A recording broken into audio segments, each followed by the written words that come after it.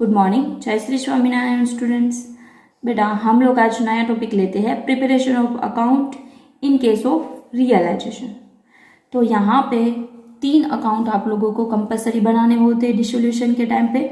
Realisation account, partners capital account, bank या तो cash account. ये मैंने आप लोगों को पहले से बता दिया था, राइट। एंड हमारे सामने कोई ऐसी सिचुएशन आ जाए कि हमें पार्टनर्स की लोन अकाउंट बनाना पड़े, पार्टनर्स लोन अकाउंट, तब हम लोग पार्टनर्स लोन अकाउंट बनाएंगे। वैसे सिर्फ ये 3 कंपलसरी है, ओके। लेकिन क्वेश्चन के अंदर ऐसा बोला गया है कि सिर्फ रियलाइजेशन अकाउंट ड्रॉ करो तो सिर्फ अकेला अकाउंट बनेगा, लेकिन ऐसा बोला गया है कि नेसेसरी अकाउंट प्रिपेयर करने हैं, तो आप लोगों को ये तीनों के तीनों अकाउंट कंपलसरी वहां पे ड्रॉ करने होंगे, ओके। एंड जर्नल एंट्री के बारे में बोला जाए, क्वेश्चन के अंदर जर्नल एंट्री पास करनी है, तो जर्नल एंट्री के टाइम पे realisation account and partners capital आप लोगों को बनाना होगा। रीजन ये है, पार्टनर्स कैपिटल हम लोग जब क्लोज करेंगे ना, तब जो अमाउंट बचेगी एंड पार्टनर्स को हम लोग रुपीज कितना पेमेंट करते हैं उसके ऊपर से भी एक जर्नल एंट्री बनती है। मैं आप लोगों को आगे बताती हूँ, ओके। अब हम लोग देखते हैं टर्न बाय टर्न तीनों के फॉर्मेट क्या है। वैसे तो आप लोगों ने पार्टनर्स कैपिटल का फॉर्मेट पहले भी देख लिया है, तो भी यहाँ पे हम लोग देखेंगे। रियलाइजेशन अकाउंट का फॉर्मेट देखते हैं हम लोग। सबसे पहले आप लोगों को याद होगा, हम लोग सबसे पहले सारी असेट से लायबिलिटीज को ट्रांसफर करते हैं रियलाइजेशन अकाउंट में, राइट। तो सबसे पहले हम लोग ट्रांसफर करेंगे, तो ये सारी असेट्स है उसको हम लोगों ने यहाँ पे ट्रांसफर किया है। अब आप लोग साथ में जर्नल एंट्री याद करते जाना। कोई भी असेट्स को ट्रांसफर करने के टाइम पे जर्नल एंट्री क्या बनती है, तो realisation account debited to assets account, right. तो ये सारे असेट्स है, जो भी असेट दिए गए होंगे वो सारे असेट्स हम लोग ट्रांसफर करेंगे, ओके। एंड मैंने आप लोगों को नोट्स में लिखवाया भी था कि कौन कौन सी असेट्स है जिसको हम लोग ट्रांसफर नहीं करेंगे, जैसे कि डिफर्ड रेवेन्यू एक्सपेंसेस है उसको ट्रांसफर नहीं किया जाता है, ओके।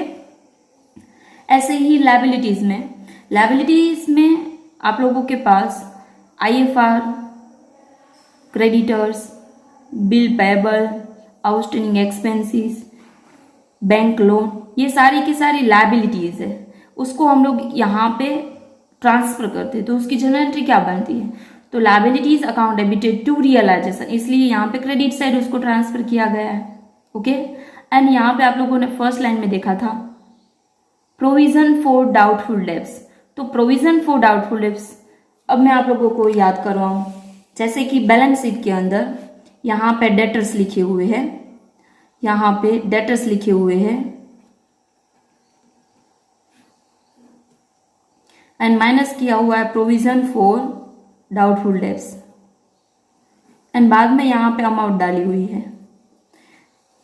तो मैं आप लोगों को बोल दूं, यहाँ पे ये डेटर्स की अमाउंट है वो यहाँ पे लिखी जाएगी जब हम लोग ट्रांसफर करेंगे तब, एंड ये प्रोविजन फॉर डाउटफुल अमाउंट है वो डाउटफुल डेब्ट्स की अमाउंट यहाँ पे लिखी जाएगी।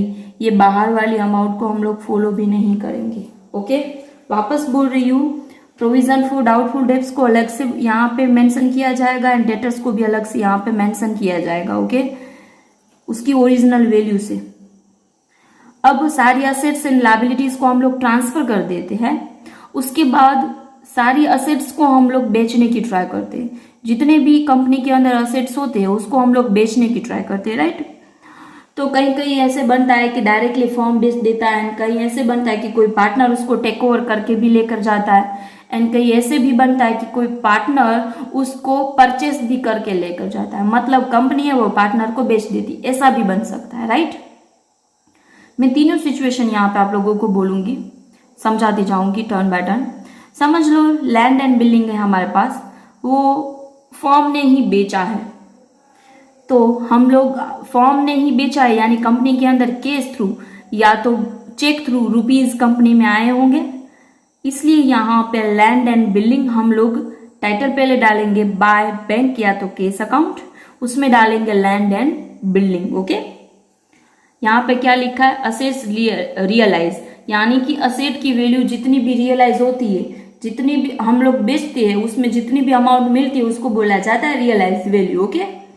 अब है प्लांट एंड मशीनरी, क्वेश्चन में ऐसा लिखा है कि प्लांट एंड मशीनरी है वो हम लोग कोई एक पार्टनर को बेच देते हैं, पार्टनर है उसके बदले में केस या तो चेक थ्रू रुपीज दे रहा है, तो भी यहाँ पे बैंक एंड केस के अंडर में आएगा। Okay, plant and machinery. अब फर्नीचर एंड स्टॉक भी मैंने यहाँ पे लिखा है। अब समझ लो पार्टनर इसमें से कोई भी, यहाँ पे एग्जांपल ले लेते इन्वेस्टमेंट, ये इन्वेस्टमेंट है, कोई पार्टनर है वो टेक ओवर करके लेकर जाता है। परचेस की बात नहीं बोल रही, परचेस करेगा तो यहाँ पे ही आएगा केस एंड बैंक के अंडर में, लेकिन कोई पार्टनर असेट को टेक ओवर करके लेकर जाता है तब, तो यहाँ पे हम लोग लिखेंगे bye partners capital and bracket में डालेंगे इन्वेस्टमेंट।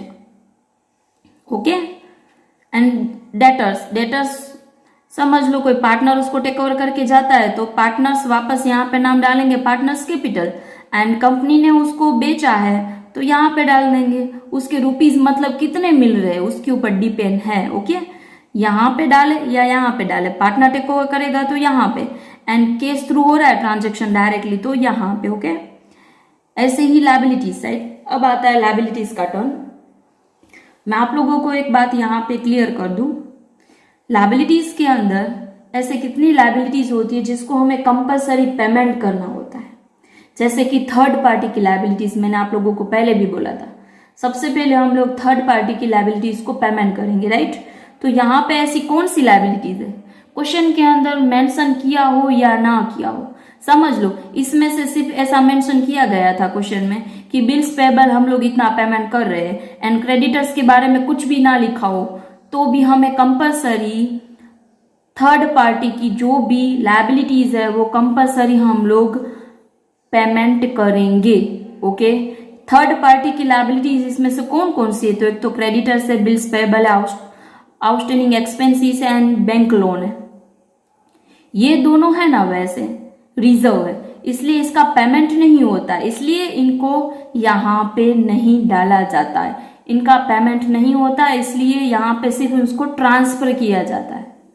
पेमेंट हम लोग किसको करते हैं, आउटसाइडर लायबिलिटीज है, तो सबसे पहले हम लोग इनको ही पेमेंट करेंगे। ओके, एंड यहाँ पे हमारे पास ऐसे पड़े हैं जो रिजर्व, जिसको रियल में हमें पेमेंट करना नहीं होता, ये तो हम लोगों ने इकट्ठा की हुई रुपीज थी आईएफआर में, राइट। तो इसलिए इसको पेमेंट नहीं होता है, सिर्फ ट्रांसफर किया जाता है। ओके, इसलिए सिर्फ इसको एडजस्टमेंट में लिखा हो या ना हो कंपलसरी यहाँ से पेमेंट करने होंगे। ओके, याद रखना provision for doubtful debts and IFR दोनों लायबिलिटीज वैसे नहीं है, हमें किसी को इसके रुपीज पेमेंट नहीं करने पड़ते। ओके, अब लायबिलिटीज मतलब कि ये क्रेडिटर्स है, बिल्स पेबल है, इसको पेमेंट कैसे किया जाता है, समझ लो कंपनी ने खुद ने पेमेंट किया है तो यहाँ पे कंपनी लिखेगी टू बैंक, कोई भी लायबिलिटीज को पेमेंट करती है तो यहाँ पे लिखेगी क्रेडिटर्स पेड ब्रैकेट के अंदर। ऐसे ही बैंक के अंदर एक्सपेंसेस को भी पेमेंट करती है तो यहाँ पे वो भी डाल देंगे। अब समझ लो ये क्रेडिटर्स है, क्रेडिटर्स को कोई पार्टनर टेक ओवर करके लेकर जाता है, मतलब ऐसे पार्टनर बोलता है कि मैं पेमेंट कर दूंगा, तो यहाँ पे लिखेंगे हम लोग पार्टनर्स कैपिटल एंड ब्रैकेट में डाल देंगे क्रेडिटर्स। एंड ऐसा भी बन सकता है क्रेडिटर्स को कंपनी खुद पेमेंट कर रही है तो यहाँ पे बैंक एंड ब्रैकेट में लिख देंगे क्रेडिटर्स। ऐसे सारी असेट्स को ऐसे सारी लायबिलिटीज को हमें कंपलसरी पेमेंट करना ही होगा। ओके, अब है यहाँ पे बैंक लोन, बैंक लोन को भी हम लोग यहाँ पे पेमेंट करेंगे, तो लायबिलिटीज पेड लिखा है तो इसके अंदर बैंक लोन भी आ गई, बिल्स पेबल भी आ गया एंड क्रेडिटर्स भी आ गया। ओके, एंड अलग से आउटस्टैंडिंग एक्सपेंसेस भी यहाँ से हम लोगों ने पेमेंट कर दिया। Okay, done. अब हमारा एक अलग से आप लोगों को पता है पार्टनर्स लोन अकाउंट बनता है। तो पार्टनर्स लोन अकाउंट की एक तो आप लोगों ने देखी थी इस साइड ट्रांजेक्शन एंड एक यहाँ पे आप लोगों ने ट्रांजेक्शन देखा। डिपेंड होगा कि पार्टनर्स की लोन है उससे ज्यादा हम लोग पेमेंट कर रहे हैं उसको या उससे कम पेमेंट कर रहे हैं। कम पेमेंट करेंगे तो हमारी इनकम आएगी तो इस तरफ आ जाएगा, ज्यादा पेमेंट करेंगे तो वो ज्यादा एक्सपेंसिस होगा तो इस तरफ आएगा, डिपेंड होगा।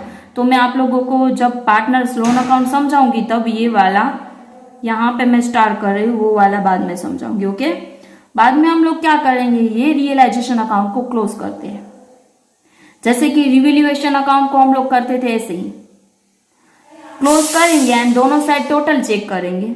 दोनों साइड टोटल में देखेंगे, इस साइड आया तो हम लोग लिखेंगे gain on realisation and partners को प्रॉफिट शेयरिंग रेशियो में डिस्ट्रीब्यूट कर देंगे। ओके, एंड लॉस आया तो वो भी वही करेंगे हम लोग, प्रॉफिट में जैसे किया, loss on realisation and partners को ओल्ड प्रॉफिट शेयरिंग रेशियो में दे देंगे। एंड पार्टनर्स को दे देंगे तो पार्टनर्स कैपिटल अकाउंट में भी जाएगा। तो हम लोग देखते हैं अभी पार्टनर्स कैपिटल अकाउंट का फॉर्मेट।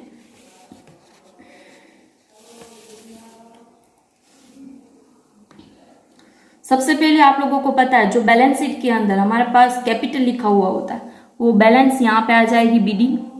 बाद में बैलेंस शीट के अंदर लायबिलिटी साइड जनरल रिजर्व होगा तो आ जाएगा, वर्कमैन कंपेंसेशन होगा, वर्कमैन कंपेंसेशन रिजर्व तो भी हम लोग डिस्ट्रीब्यूट कर देंगे। ओके, एंड रियलाइजेशन गेन, अब मैंने आप लोगों को रियलाइजेशन अकाउंट में यहाँ पे बताया था, समझ लो गेन आया तो इसको ट्रांसफर करके हम लोग पार्टनर्स कैपिटल अकाउंट में लेकर जाते हैं। तो इसकी जनरल एंट्री क्या बनती है, realisation account debited to partners capital account, right. तो यहाँ पे आ जाएगा पार्टनर्स कैपिटल अकाउंट में, एंड ऐसे ही लॉस है तो इस तरफ आ जाएगा। अब हम लोगों ने यहाँ पे देखा था कि ऐसे पार्टनर्स होते हैं कि कोई लायबिलिटीज को वो टेक ओवर करके जाते हैं।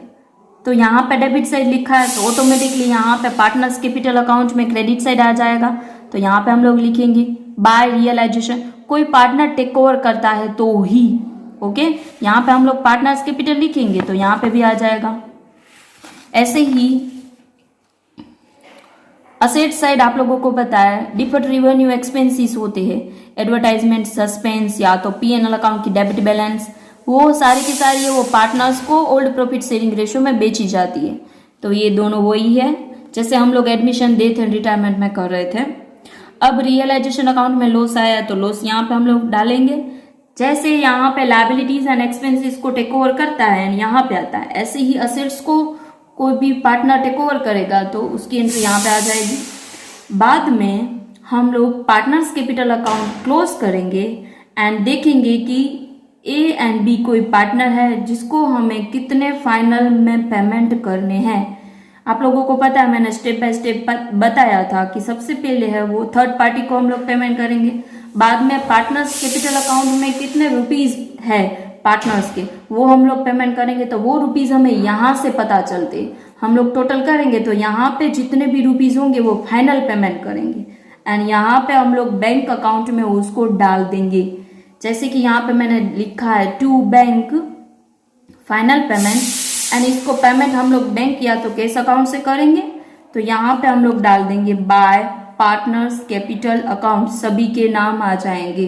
इसकी एक जर्नल एंट्री बनती है, इसलिए जर्नल एंट्री के बारे में बोला जाए तो आप लोगों को realisation account and partners capital account compulsory बनाना होगा। ओके, अब सबसे पहले मैं आप लोगों को ये भी बता दूं कि आप लोगों को रियलाइजेशन अकाउंट समझ में आ गया होगा तो ये सारे अकाउंट है वो ऑटोमेटिकली आप लोगों को समझ में आ जाएंगे। ओके, अब हम लोग पार्टनर्स लोन अकाउंट की बात करें तो यहाँ पे मैं आप लोगों को अमाउंट डाल के भी समझाऊंगी।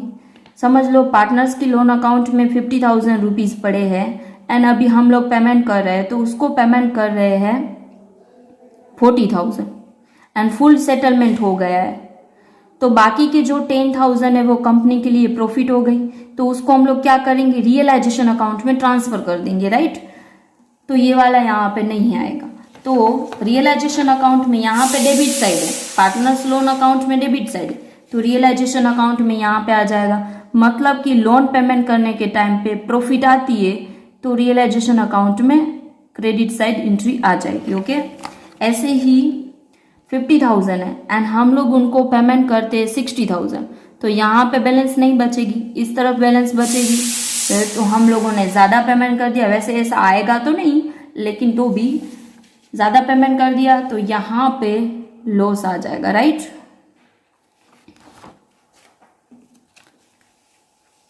अब हम लोग यहाँ पे बैंक या तो कैश अकाउंट को भी देख लेते हैं।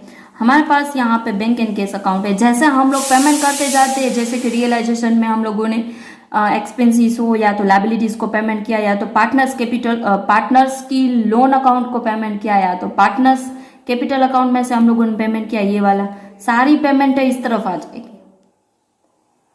सारी पेमेंट है वो इस तरफ आ जाएगी। एंड कोई भी असेट्स को हम लोग बेचते हैं उसमें से जितने भी रुपीज हमें रिसीव होते हैं वो यहाँ पे आ जाएंगे। एंड बाद में हम लोग बैंक एंड कैश अकाउंट को क्लोज करेंगे एंड दोनों साइड हमें अमाउंट सेम मिल जाएगी, तो हमारा क्वेश्चन सही है। अब आप लोगों को पूरा का पूरा समझ में आ गया होगा। मैं यहाँ पे प्रैक्टिकल एक क्वेश्चन करवाती हूँ तो ज़्यादा आप लोगों को समझ में भी आ जाएगा। ओके बेटा, हम लोग स्टार्ट करते हैं क्वेश्चन नंबर 23। क्वेश्चन नंबर 23 के अंदर हमें सारे अकाउंट्स बनाने हैं, तो हम लोग यहाँ पे बना लेंगे realisation account, partners capital and last में बनाएंगे बैंक या तो केस अकाउंट। ओके, ये लास्ट में बनेगा। ओके, अब हम लोग सारी एडजस्टमेंट को टर्न बाय टर्न रीड करते जाएंगे। उससे पहले हमें सारी असेट्स एंड लायबिलिटीज को ट्रांसफर करना होगा रियलाइजेशन अकाउंट में। ओके, जैसे मैंने आप लोगों को आगे थियरी में भी बताया था। तो असेट साइड हम लोग देखते हैं, तो सबसे पहले है लैंड, स्टॉक, डेटर्स, तो सभी को हम लोग यहाँ पे ट्रांसफर कर देंगे।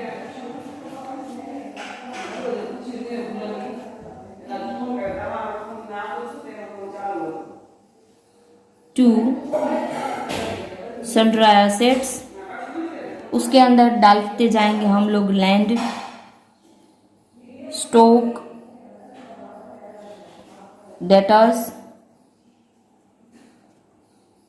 अब आगे है नंदन्स कैपिटल, वो तो पार्टनर है इसलिए उसकी बैलेंस यहाँ पे डेबिट बैलेंस है। असेट साइड लिखा है उसका मीनिंग होता है डेबिट बैलेंस है, तो यहाँ पे आ जाएगा टू बैलेंस BD,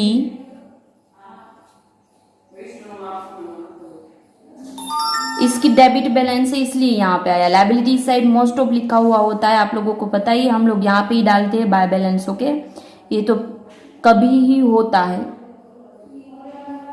अब है केस। अब केस की आप लोगों को पता है हम लोग कहाँ डालेंगे, बैंक या तो केस अकाउंट में यहाँ पे डाल देंगे। यहाँ पे डेबिट साइड, क्योंकि असेट्स डेबिटेड होती है तो यहाँ पे हम लोग डालेंगे टू बैलेंस BD, अमाउंट है उनकी 10,840।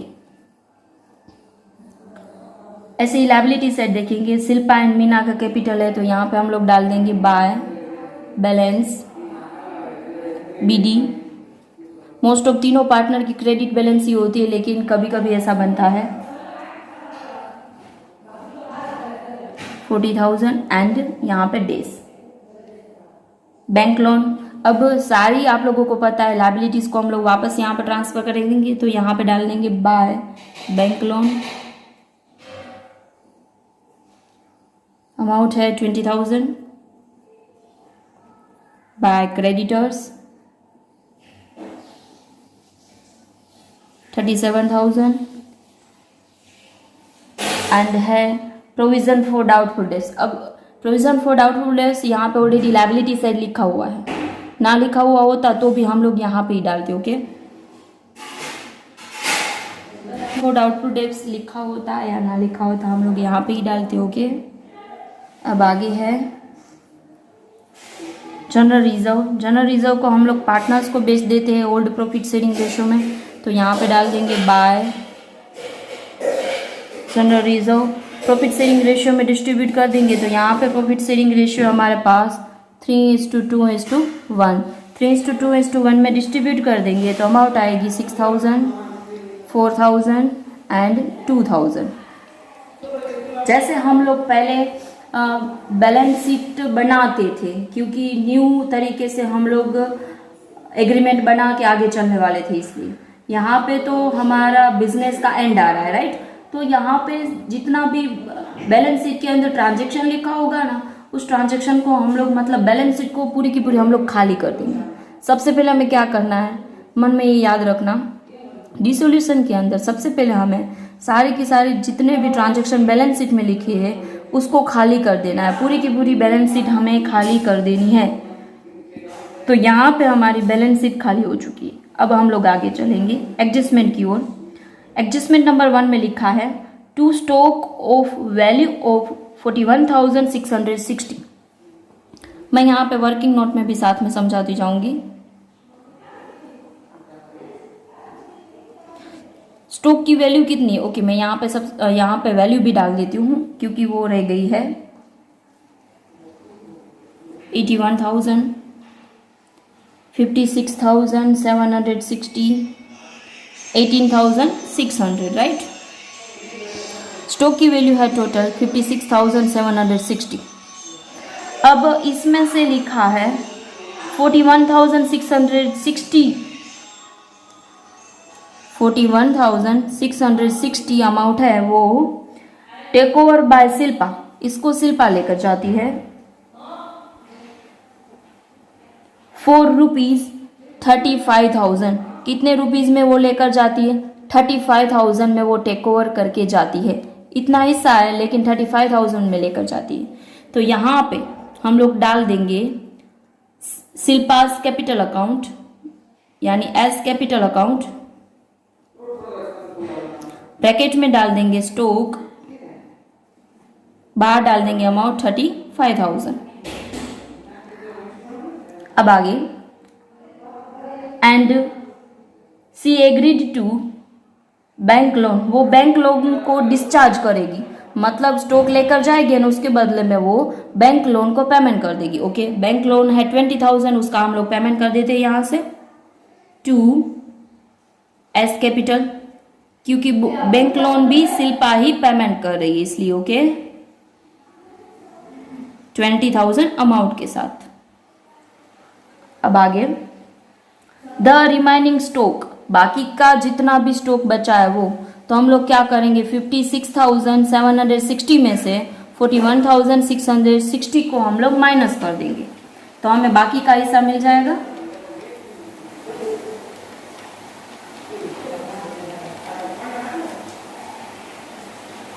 तो बाकी का हिस्सा बच रहा है 15,100 बच रहा है। अब आगे देखते हैं उसमें क्या लिखा है। उसको हम लोग बेच रहे हैं 14,000 रुपीज में। कितने रुपीज में बेच रहे हैं? 14,000 रुपीज में बेच रहे हैं। अब यहाँ पे टेक ओवर कोई नहीं करता है, बेच खुद कंपनी रही है, तो यहाँ पे हम लोग केस या तो बैंक थ्रू ट्रांजैक्शन होगा, तो यहाँ पे हम लोग डाल देंगे बाय बैंक या तो केस। उसके अंदर हम लोग डालेंगे स्टॉक, अंदर की कॉलम में अमाउंट 14,000। अब आगे, debtors amounting to ₹10,000 realise 8,000। Debtors है, उसमें से वर्किंग नोट नंबर 2, यहाँ पे आप लोग मेंशन भी कर सकते हो, वर्किंग नोट नंबर 1 है ये, वर्किंग नोट नंबर 1। ऐसे ही वर्किंग नोट नंबर 2 में हम लोग डेटर्स का देख लेते हैं। यहाँ पे डेटर्स की अमाउंट है हमारे पास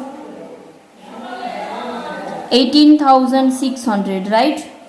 अब इसमें से 10,000 अमाउंट को रियलाइज किया हुआ है 8,000 में। 10,000 के बदले में 8,000 मिलेगा, ऐसा लिखा है। तो यहाँ पे हम लोग डाल देते हैं डेटर्स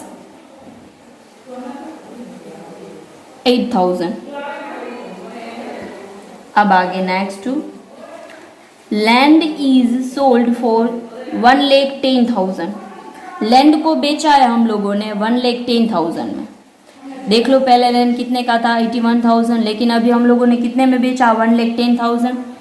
यहाँ पे डाल देंगे लैंड 1,10,000 अमाउंट के साथ। अब आगे next, the remaining debtors realise 50% at book value. जो रिमाइनिंग डेटर्स बचते हैं उसमें से 50%, अब यहाँ पे हमें माइनस करने होंगे, तो रिमाइनिंग डेटर्स बचते हैं 8,600, राइट। 8,600 डेटर्स बचते हैं। अब इस डेटर्स में से 50% बुक वैल्यू में ही रियलाइज हुआ है, तो इसका हम लोग 50% निकालेंगे तो अमाउंट हो जाएगी 4,300, राइट। तो यहाँ पे भी हम लोग डाल देंगे डेटर्स रियलाइज हुआ, डेटर्स के साथ ही डाल देंगे 4,300। ओके। अब आगे ऐसे ही कॉस्ट ऑफ रियलाइजेशन यानी कि एक्सपेंसिस है रियलाइजेशन के टाइम पे, डिसोल्यूशन के टाइम पे 1200 का। अब कौन पेमेंट करा, कुछ भी ना लिखा हो एक्सपेंसिस के बारे में, तो फॉर्म ही पे करता है, फॉर्म का ही लिए एक्सपेंसिस है, ये समझ के हमें आगे चलना होगा। तो यहाँ पे हम लोग लिखेंगे टू बैंक या तो केस, उसके अंदर डाल देंगे रियलाइजेशन एक्सपेंसिस। ओके,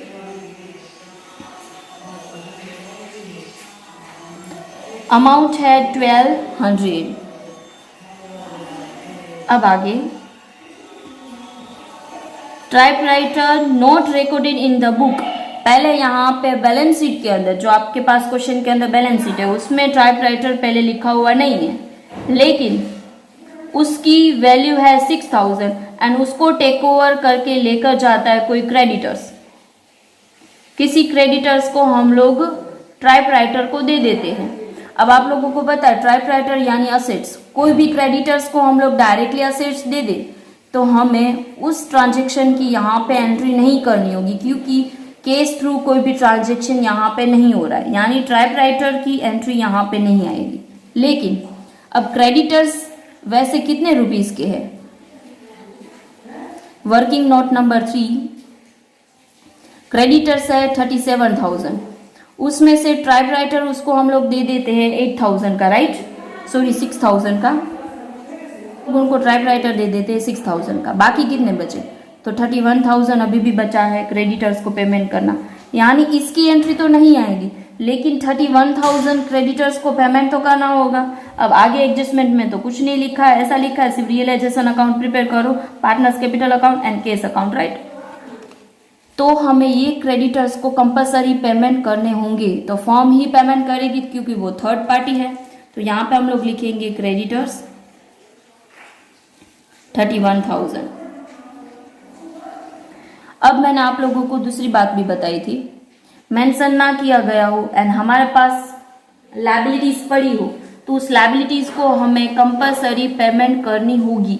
तो कोई ऐसा लायबिलिटीज बची है वो हम लोग पहले चेक करेंगे, बाद में रियलाइजेशन अकाउंट क्लोज करेंगे। ओके, यहाँ पे एडजस्टमेंट खत्म होने के बाद आप लोग क्या चेक करोगे, रियलाइजेशन अकाउंट में जो लायबिलिटीज पड़ी है उस लायबिलिटीज को हम लोगों ने पेमेंट कर दिया है, जिसको कंपलसरी पेमेंट करना होता है उसको देख लेते हैं। बैंक लोन थर्ड पार्टी इसको पेमेंट करना होता है, ओके, इसका पेमेंट हो चुका है, क्रेडिटर्स का भी पेमेंट हो चुका है। प्रोविजन फॉर डाउटफुल डेब्ट्स वो हमारी वैसे लायबिलिटीज नहीं है, यानी कि हम लोगों ने लायबिलिटीज का कंपलसरी पेमेंट यहाँ से कर दिया है। अब हम लोग नॉर्मली रियलाइजेशन अकाउंट को क्लोज कर सकते हैं। दोनों साइड हम लोग टोटल करें उससे पहले हम लोग यहाँ पे जो बैंक एंड यहाँ पे जो हम लोगों ने बैंक डाली है उसका टोटल करके बाहर डाल देंगे, तो यहाँ पे टोटल आएगा 32,200 एंड सारी यहाँ पे असेट्स का टोटल आएगा 1,36,300। अब हम लोग रियलाइजेशन को क्लोज करेंगे तो क्रेडिट साइड ज्यादा आ रहा है 2,29,500, दोनों साइड वही अमाउंट डाल देंगे, तो यहाँ पे प्रॉफिट आ रही है 20,940। अब इस प्रॉफिट को हम लोग पार्टनर्स कैपिटल में ट्रांसफर कर देंगे, लेकिन कौन से रेशियो में, तो हमारे पास रेशियो है 3:2:1, एक ही रेशियो होगा क्वेश्चन के अंदर, ओके, क्योंकि फॉर्म बंद हो रही है इसलिए न्यू रेशियो तो यहाँ पे नहीं होगा। गेन को हम लोग ट्रांसफर करेंगे पार्टनर्स कैपिटल अकाउंट में, S capital, AIIMS capital and ends capital. Amount आएगी 10,470, 6,980 एंड 3,480, ऐसे हम लोग डिस्ट्रीब्यूट कर देते हैं। इसकी भी एक जर्नल एंट्री बनती है, realisation account debited to partners capital account, सभी के नाम, ये सभी की जर्नल एंट्री बनती है, इसलिए जर्नल एंट्री पूछी जाए तो आप लोगों को realisation and partners capital account बनाना पड़ेगा। ओके, अब इसको हम लोग ट्रांसफर करेंगे। अब रियलाइजेशन अकाउंट बन गया ना, तो ये सारे अकाउंट है ना, ये पार्टनर्स कैपिटल एंड बैंक या तो केस अकाउंट ऑटोमेटिकली बनते जाएंगे, आप लोग देखना, सिर्फ ऑटोमेटिकली बनते जाएंगे। एंड आप लोगों को ये दोनों को साथ में बनाना है, तीनों को, तो भी आप लोग बना सकते हो। मैं आप लोगों को नेक्स्ट क्वेश्चन समझाऊंगी, वो तीनों के साथ में समझाऊंगी, आप लोगों को जैसे समझ, मतलब जैसे इजी लगे वैसे करना। ओके, यहाँ पे आप लोग देखो, अभी डेबिट साइड सबसे पहले देख लेते हैं। यहाँ पे पार्टनर्स का नाम आया तो यहाँ पे हम लोग डाल देंगे, क्योंकि यहाँ पे डेबिटेड है तो यहाँ पे क्रेडिटेड हो जाएगा। इसकी जनरल एंट्री क्या बनेगी, realisation to Shilpa's capital account. तो यहाँ पे डाल देंगे हम लोग रियलाइजेशन, ब्रैकेट में डाल देंगे बैंक लोन। शिल्पा ने पेमेंट किए 20,000 के साथ, इसलिए अब आगे देखते हैं। यहाँ पे पार्टनर्स के नेम आए, वापस यहाँ पे डाल देंगे रियलाइजेशन 10,470, 6,980, 3,480। क्रेडिट साइड देखते जाते हैं हम लोग। एस यहाँ पे हम लोग डाल देंगे 2, शिल्पा के अकाउंट में डालने हैं, यानी रियलाइजेशन डालेंगे एंड शिल्पा के अकाउंट में डाल देंगे अमाउंट 35,000, राइट। अब यहाँ पे आप लोग देखोगे ना तो शिल्पा क्या टेक ओवर कर रही है, तो स्टॉक, तो यहाँ पे भी हम लोग स्टॉक डाल देंगे एंड दूसरे सभी में डेज। ऐसे ही हम लोग बैंक अकाउंट है लिखा हुआ तो यहाँ पे बैंक अकाउंट में डालते जाते हैं। चलो साथ साथ में आप लोगों को करना है तो साथ साथ में भी कर सकते हो। यहाँ पे हम लोग डालेंगे बाय रियलाइजेशन। अब मैंने आप लोगों को बैंक अकाउंट की फॉर्मेट बताई थी ना, यहाँ पे लिखा हुआ था लायबिलिटीज या तो एक्सपेंसेस, तो ये रही एक्सपेंसेस एंड लायबिलिटीज जो हम लोगों ने बैंक या तो कैश थ्रू पेमेंट किए, तो यहाँ पे हम लोग लिख देंगे। अब हमें कैश या तो बैंक थ्रू जो इनकम हुई असेट्स को बेचकर, वो यहाँ पे लिखी हुई है 1,36,000, हम लोग यहाँ पे लिख देंगे ऐसे 2 रियलाइजेशन। यहाँ पे आप लोग डाल सकते हो लायबिलिटीज एंड यहाँ पे असेट्स 1,36,300। अब हम लोग क्या करेंगे, पार्टनर्स कैपिटल अकाउंट को क्लोज कर देंगे। पार्टनर्स कैपिटल अकाउंट को क्लोज करेंगे तो हम लोग फाइनल पेमेंट कर पाएंगे। अब यहाँ पे एस का टोटल करते हैं 1,16,470, क्रेडिट साइड ज्यादा आ रहा है। मीना का भी यहाँ पे क्रेडिट साइड ज्यादा आ रहा है 50,980, लेकिन एन है वो उसका नंदा का टोटल आ रहा है डेबिट साइड ज्यादा 23,000, तो इसका यहाँ पे डालते। ओके, अब फाइनल पेमेंट होगा यहाँ से बैंक या तो केस। अब इस तरफ जिसकी भी बैलेंस आएगी, जैसे कि सबसे पहले हम लोग SNM का करते हैं, सेम सिचुएशन है, इसलिए यहाँ पे जितनी भी अमाउंट आएगी 81,470, 50,980, हम लोग इसको माइनस करेंगे तो ये वाले हमें अमाउंट मिलेगी। इसको बोला जाता है फाइनल पेमेंट। मतलब कि कंपनी बंद होगी तब शिल्पा को 81,470 मिलेंगे, मीना को मिलेंगे 50,980, लेकिन नंदा को क्या मिलता है वो देखते हैं। या तो नंदा फॉर्म को देती है वो देखते हैं। वैसे नंदा है, यहाँ पे डेस आ रहा है, मतलब फॉर्म है वो नंदा को कुछ भी पेमेंट नहीं करेगी। तो उल्टा हुआ, यहाँ पे नंदा है वो फॉर्म के अंदर रुपीज लेकर आएगी। ऑलरेडी नंदा की बैलेंस पड़ी है माइनस में, इसलिए तो यहाँ पे हम लोग डाल देंगे बैंक या तो केस। इस तरफ आया इसलिए ऐसी सिचुएशन कभी कभी आएगी, ज्यादा नहीं आएगी, कि कोई पार्टनर को फॉर्म बंद होती है तब पार्टनर को रुपीज देने पड़ते हैं। मैंने आप लोगों को पहले भी बोला था, फॉर्म बंद होती है तो फॉर्म में रुपीज ना हो तो पार्टनर ही देते हैं। लेकिन यहाँ पे क्या हुआ, फॉर्म में रुपीज है लेकिन नंदा ने पहले फ्यूचर में ज्यादा उठा लिए होंगे कंपनी में से रुपीज, तो उसकी बैलेंस देखो आप लोग खुद, डेबिट बैलेंस थी 23,000। इसके उसको जनरल रिजर्व मिले, प्रॉफिट मिली तो भी नहीं हो रही है, तो भी अभी भी फॉर्म को मिलेंगे, मतलब नंदा है वो फॉर्म को दे देगी 17,510। अब इसको हम लोग बैंक या तो केस अकाउंट में भी ट्रांसफर करेंगे। तो सबसे पहले फाइनल पेमेंट कर देते हैं, यहाँ से पेमेंट होगा। मैंने आप लोगों को पहले भी बोला था यहाँ से पेमेंट करेंगे। एंड वैसे भी कुछ भी समझ में ना आए तो रियलाइजेशन अकाउंट बन जाए तो क्रेडिट साइड लिखा है तो डेबिट साइड आएगा दूसरे अकाउंट में, यहाँ पे डेबिट साइड लिखा है तो यहाँ पे क्रेडिट साइड आएगा दूसरे अकाउंट में। ऐसे भी आप लोग याद रख सकते हो। ओके, यहाँ पे डाल देंगे हम लोग पार्टनर्स कैपिटल,